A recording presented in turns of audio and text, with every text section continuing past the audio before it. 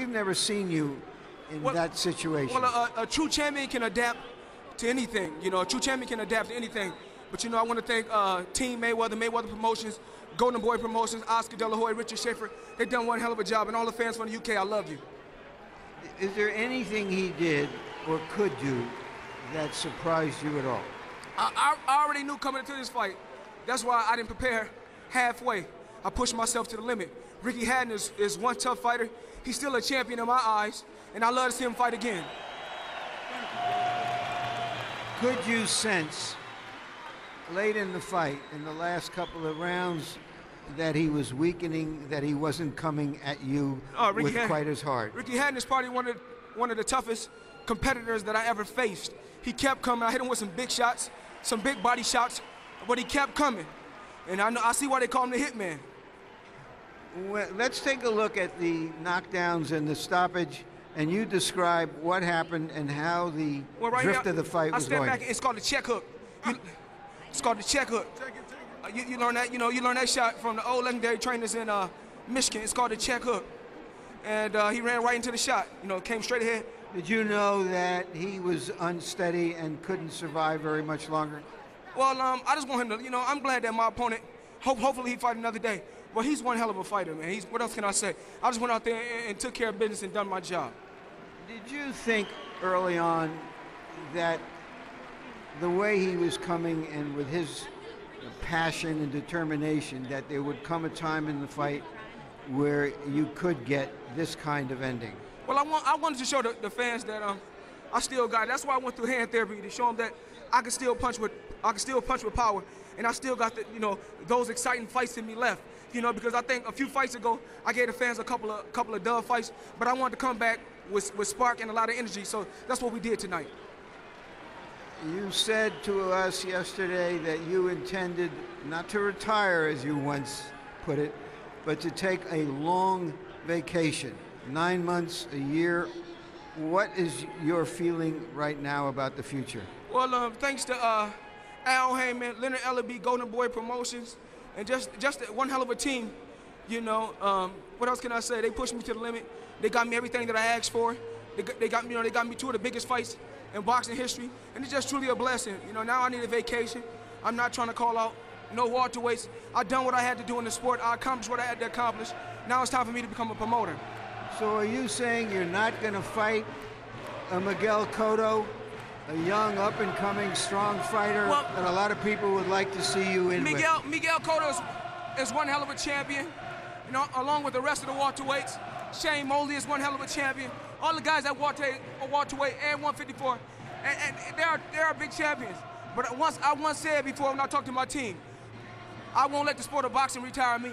I'll retire from the sport. And I had one more thing to accomplish. I always wanted to go over to the UK and fight. I always wanted to go to the UK and fight. So since I couldn't go to the UK, we brought the best from UK, which is Ricky the Hitman Hatton. He's right here. Talk to him, Ricky. Come on over. Just this last thing, come on over, Floyd. Ricky. You want to go down as one of the best or the best fighters around. The best fighters have always taken on all the challenges out there.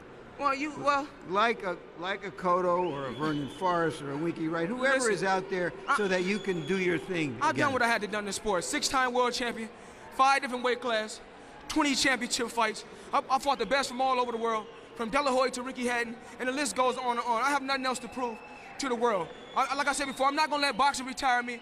I'm going to retire from boxing, and Golden Boy Promotions and Mayweather Promotions are the future of boxing. Thank you very much. Again, congratulations, Floyd. All right, Ricky.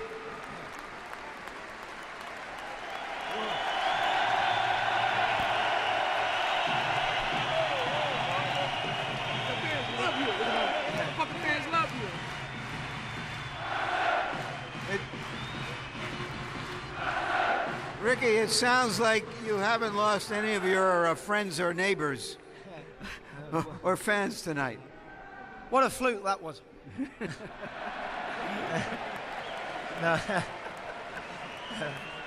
No, I thought I was doing all well. I think I was forcing it, but he's very good at making you miss and slipping and sliding. And, I thought I was in the fight, but he he had a good round, and he was better inside than I thought. He could use his forehands to make room for the shots, and he got me. You know. Did you feel in the early stages of the fight that you were accomplishing what you wanted to do in making him work hard and being in his chest continually? I think it was working, but I didn't quite stick to the game plan. I think I was a little bit too gun-ho, so to speak. I think I could have been a little bit more subtle in my approach, but he felt big and strong. I don't think he's the biggest welterweight I've seen, but I felt the difference, you know. Did you feel that you were just fighting with more emotion than you anticipated?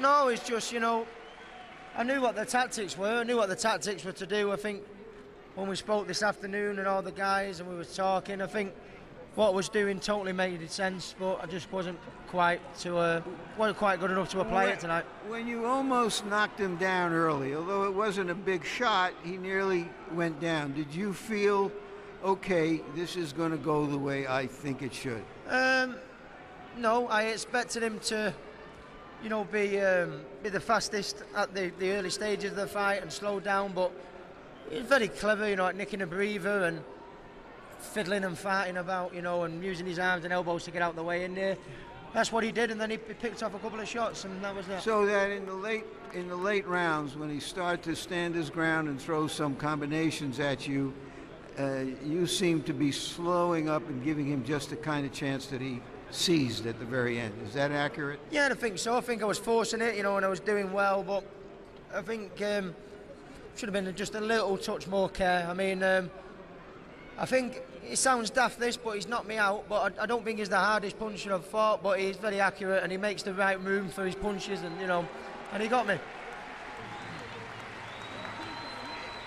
It's not easy from this position, but can you give us just a brief statement about what you think your future still is in boxing? Well, you know, it's a lot easier at this position than on the position I was on my back. But I think, I know he's not the biggest welterweight in the world, but I think he was more natural at the weight than me. I think it showed at times, you know. He was cleverer than I expected inside. I think one or two little sneaky fouls with the forearms and the shoulders and able to make the room for himself. But as I keep saying, it's not a tickling contest, is it? It's not, but will you be getting into some of these battles again? Oh, yeah. You know, you knock me down, I keep getting up, I keep coming back. R.Hatton's not finished. I think I was in the fight to a degree, you know.